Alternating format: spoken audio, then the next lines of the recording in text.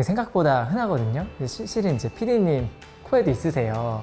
네, 그래서 이제 구진에 대한 내용을 먼저 말씀을 드리면, 일단 용어 자체가 너무 어렵잖아요. 용어는 생소하지만 생각보다 많은 분들이 가지고 계시다.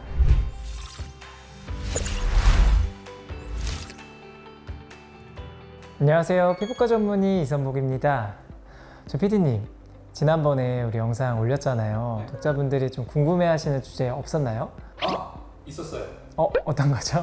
그 여드름 흉터 영상에 네네. 구진성 흉터에 대한 댓글이 많더라고요. 혹시 이 구진성 흉터가 뭔지 네. 조금 더 자세히 오늘 설명 부탁드려도 될까요? 물론 가능하죠.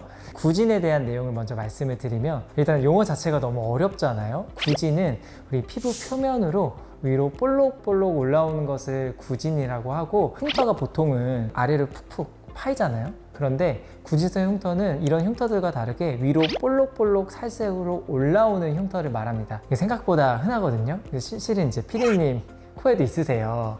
네, 그래서 사람들이 이제 신경을 조금 안 쓰셔서 그런 거지, 용어는 생소하지만 생각보다 많은 분들이 가지고 계시다, 이렇게 말씀드리고 싶어요.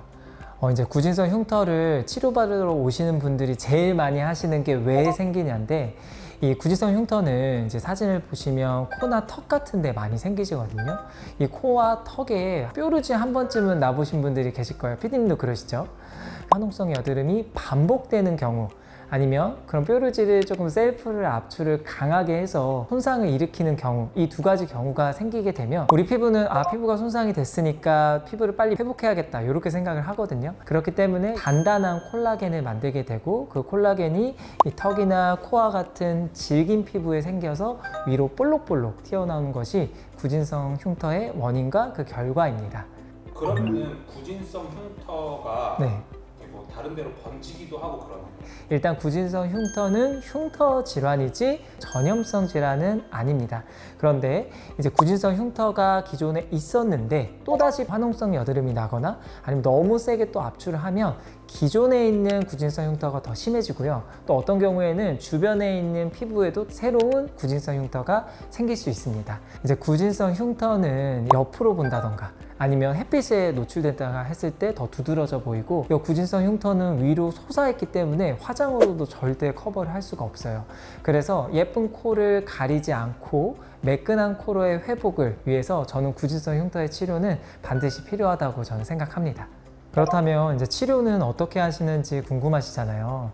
이제 구진성 흉터는 시중에 나와 있는 연고나 또는 뭐 염증주사 이런 것들로는 치료하기가 어렵습니다. 일단은 단단한 흉터이기 때문에 시중에 나와 있는 연고로 이 구진성 흉터를 억제할 수도 없고, 또 우리가 염증주사 많이 찾으시거든요. 근데 염증주사는 피부를 이제 살짝 가라앉게 해주는 역할은 있지만, 이 구진성 흉터를 치료하기에는 좀 무리가 있고, 오히려 그 과정에서 주변에 이제 정상 피부가 이렇게 하얗게 부작용이 생기기도 합니다.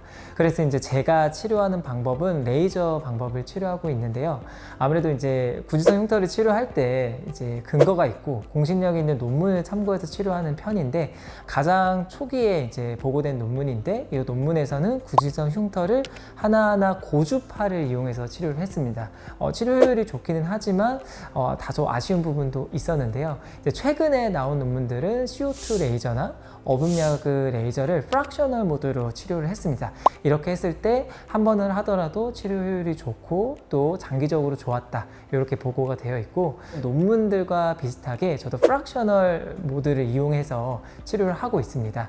코가 튀어나왔다고 해서 많은 분들은 피부를 완전히 박피를 해서 깎아버리는데, 평평하게. 근데 그 과정에서 오히려 하얗게 흉터가 심해질 수가 있거든요. 이거는 우리가 원하는 방향이 아니잖아요. 그래서 프랙셔널, 점점점 단계적으로 좋아지게 하게 하고, 다른 말로는 피놀법이라고도 하거든요. 마치 구멍을 뚫는다고 해서 이렇게 좀 치료를 하고 있습니다. 그러니까 사진처럼 이렇게 넓은 흉터를 가지고 있을 때 완전히 피부를 밀어내기보다는 부분적으로 치료를 해야 좋고, 이게 또 자칫 프랙셔널을 잘못하다 보면 쑥쑥 더 파일 수도 있거든요. 그래서 구진성 흉터의 정도를 잘 파악해서 그렇게 힘세기를 잘 조절을 해야 좀 결과도 잘 얻을 수 있다, 이렇게 말씀드리고 싶습니다. 또 많은 분들이 궁금해하실 것 같은데, 구진성 흉터를 프랙셔널로 치료를 해주신다. 네. 얼마나 치료를 받아야 되나요? 매주, 매달 이렇게 너무 자주 치료해서는 절대 안 됩니다. 왜냐하면 피부가 다시 회복이 되어야 하기 때문이거든요.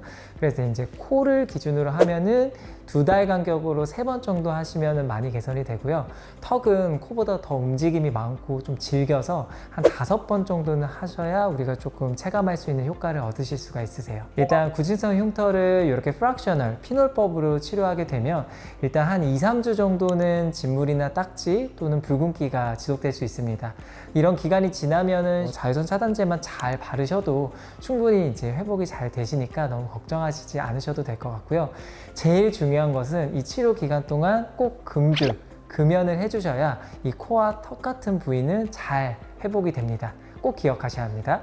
구진성 흉터는 생활하는데 불편감을 주지는 않습니다. 다만 예쁜 코로, 매끈한 코로 회복되기 위해서는 저는 치료가 필요하다고 생각하는데요. 만약에 구진성 흉터로 치료를 고민하신다면 그에 맞는 맞춤 치료를 피부과 전문의 선생님과 함께 이어나가셨으면 좋겠습니다.